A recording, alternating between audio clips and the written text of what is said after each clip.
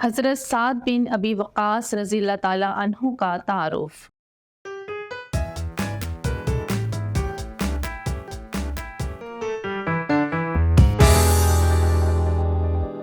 السلام علیکم عزیز طلبہ طالبات، میں آپ سب کو مون لائٹ انٹرنیشنل پبلشر کے ڈیجیٹل تعلیمی پلیٹ فارم پر خوش آمدید کہتی ہوں۔ آج ہم صحابی رسول حضرت سعد بن ابی وقاص رضی اللہ تعالیٰ عنہ کے بارے میں پڑھیں گے۔ سعد نام والد کا نام مالک اور ابو وقاص ان کی کنیت ہے۔ والدہ کا نام حمنہ ہے۔ آپ کا تعلق قریشی قبیلے بنو زہرہ سے تھا جو حضور صلی اللہ علیہ وآلہ وسلم کا ننیالی خاندان ہے۔ آپ رشتے میں حضور صلی اللہ علیہ وآلہ وسلم کے ماموزاد بھائی تھے۔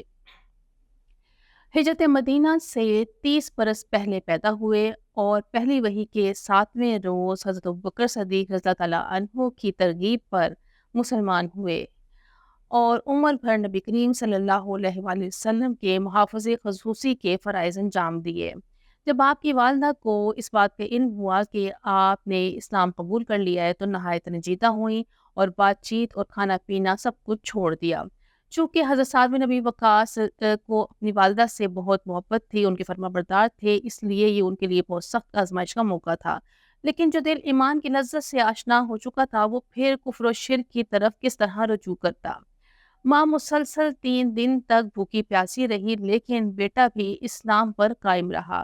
اللہ تعالیٰ کو حضرت سعد بن ابی وقاص کی یہ استقامت اس قدر پسند آئی کہ اس موقع پر یہ قانون بنا دیا گیا کہ اللہ تعالیٰ کی نافرمانی میں والدین کی اطاعت کی اجازت نہیں ہے۔ مکی دور میں حضرت سعد بن ابی وقاص رضی اللہ تعالیٰ عنہ نے استقلال کے ساتھ ہر قسم کی سختیوں کو برداشت کیا۔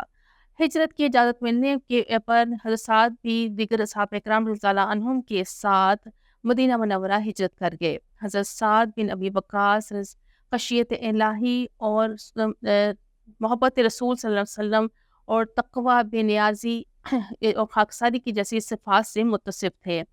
حضرت سعد بن ابی وقاص خوف خدا اور عبادت گزاری میں ایسے تھے کہ عموماً رات کے اخیر حصے میں مسجد نبوی میں جا کر نوافل ادا کرتے تھے۔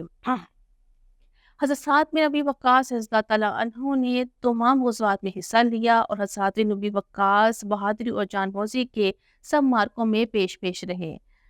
غزوہ احد میں جب مسلمانوں کو شکست کا خطرہ لاحق ہوا اور مسلمان مجاہدین ادھر ادھر بکھر گئے، اس وقت تھوڑی دیر تک تنہا حضرت سعد بن ابی وقاص اور حضرت طلحہ نے نبی کریم صلی اللہ علیہ وآلہ وسلم کی حفاظت کا فریضہ انجام دیا۔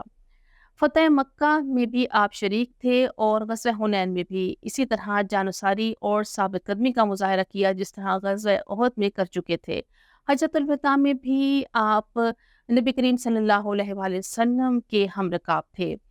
سفر میں عموماً خود شوق سے نبی کریم صلی اللہ علیہ وآلہ وسلم کے خیمے کے ارد گرد رات بھر پہرا دیتے تھے۔ حضرت سعد بن ابی وقاص کو اسلام کا پہلا تیر انداز ہونے کا اعزاز بھی حاصل ہے۔